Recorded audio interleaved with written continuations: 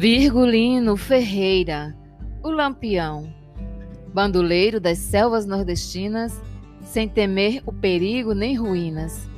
Foi o rei do cangaço do sertão, mas um dia sentiu no coração o feitiço atrativo do amor. A mulata da terra do Condor dominava uma fera perigosa, mulher nova, bonita e carinhosa. Faz o homem gemer sem sentir dor.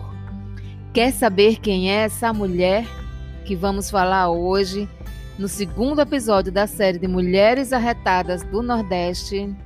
Então, ela mesma, Maria Bonita, a mulher do Lampião. Eu sou Isabel Silva, fique aqui comigo porque essa história é pra lá de interessante.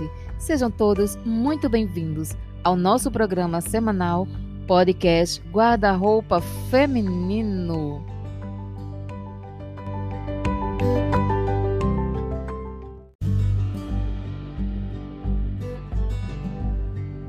Maria Bonita nasceu em 1911 e desapareceu em 1938. Foi a companheira do chefe do cangaço, Virgulino Ferreira da Silva, o Lampião. Foi a primeira figura feminina a ingressar no principal bando de cangaceiros no Nordeste. Em meados de 1930, paralelo ao governo de Getúlio Vargas, Maria Gomes de Oliveira, conhecida como Maria Bonita, nasceu numa pequena fazenda no povoado de Malhada da Caiçara, município de Glória, atual cidade de Paulo Afonso, na Bahia. Ela nasceu no dia 8 de março de 1911. Era filha dos pequenos lavradores José Gomes de Oliveira e Maria Joaquina Conceição Oliveira. Com apenas 15 anos, foi obrigada a se casar com o sapateiro José Miguel da Silva, mas as brigas eram constantes e o casamento não deu certo. Depois de cada briga, Maria Bonita buscava abrigo na casa dos seus pais e, em 1928, resolveu se separar do marido, em uma época em que a separação era algo abominável e inaceitável. Porém, em 1929, morando na casa dos pais, conheceu o Lampião, que em suas andanças passava com seu bando pelas fazendas da região. Gente, acredite, a atração foi fatal e recíproca. A baixinha com olhos e cabelos castanhos era uma mulher bonita, segundo as pessoas daquela época dizia, e uma mulher muito determinada. Isso foi o que chamou a atenção do cangaceiro. Bem, Maria Bonita, em meados de 1930, passou a fazer parte do bando de Lampião. Como eu já disse, a primeira mulher a ingressar no cangaço. A partir daí, mais de 30 mulheres participaram da vida do bando. A Bahia foi o estado que forneceu o maior número de moças ao banditismo do sertão nordestino, seguida por Sergipe, Alagoas e o Pernambuco. As mulheres daqueles dias que aderiram ao cangaço tinham que se adaptar à nova vida, sem chance de arrependimento, uma vez que entrasse no bando, não tinha oportunidade de sair com vida. Levavam uma vida de nômade, muitas vezes mal alimentadas, tendo que caminhar quilômetros sob o quente sol do Nordeste, sob chuva, além de enfrentar os combates violentos contra as forças policiais. Nos jornais da época, as mulheres eram chamadas de bandoleiras, megeras, amantes. Muitas eram estereotipadas como masculinizadas, mas as fotos de Maria Bonita mostram que cuidado com o traje e o cabelo era sua postura. Os papéis sociais no cangaço eram bem definidos.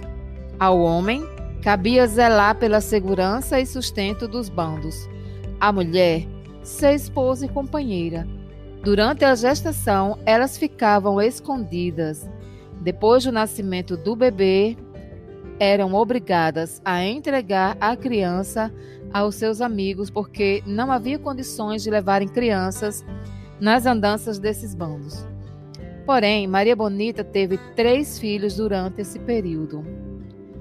Olha, as ações de Maria Bonita e Lampião e seu bando duraram até 1938. Foram 8 anos convivendo juntos e praticando banditismo social. Até que o comerciante Pedro Cândido revelou à polícia, depois de ter torturado o esconderijo de Lampião. Agindo de surpresa, uma tropa da polícia desbaratou o bando, encontrando em grotas de Angicos, em Poço Redondo, que fica no Sergipe. 11 deles não conseguiram escapar, entre eles Lampião, a Maria Bonita, que foram mortos e decapitados. As cabeças das vítimas foram mumificadas e ficaram expostas no Museu Nina Rodrigues, na Bahia, até serem enterradas em 1968. Então, a partir daí eu quero também aqui citar para vocês algumas curiosidades de como essas pessoas viviam no período em que elas andavam por aí, né? Às vezes causando pânico nas pessoas do Nordeste. Tem até assim algumas histórias contadas pela minha mãe e alguns idosos da época em que eu era criança, que falavam-se sobre o Lampião. Uma dessas curiosidades é que o Lampião chegou na casa de uma senhora idosa e pediu para que providenciasse comida para o bando. A senhora ficou tão nervosa que esqueceu de pôr sal na comida. Segundo conta a lenda da história, que um dos seus cangaceiros reclamou que a comida estava insossa. Então o Lampião colocou 1 quilo de sal no prato desse homem e o fez comer. Gente, pense aí como eles eram simplesmente perigosos e cruéis.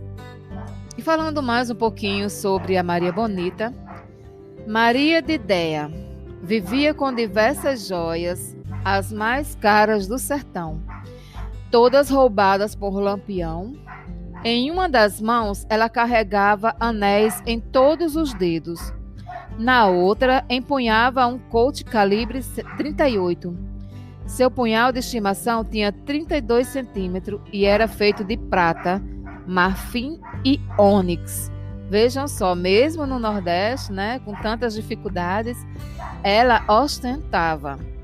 E caso você trombasse com Maria Bonita entre os anos de 1930 a 1940, enquanto ela perambulava pelo sertão nordestino ao lado de Lampião, você teria uma imagem diferente do que imaginava hoje. Dezenas de retratos da cangaceira foram pintados através do tempo.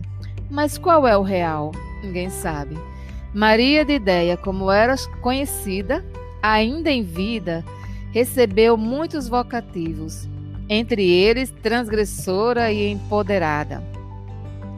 Realmente, ela fugiu ao padrão da sua época, quebrou diversas barreiras ao acompanhar Lampião e seu bando. Afinal de contas, essas eram as características que faziam com que Lampião se atraísse por essa mulher e morresse de amores por ela.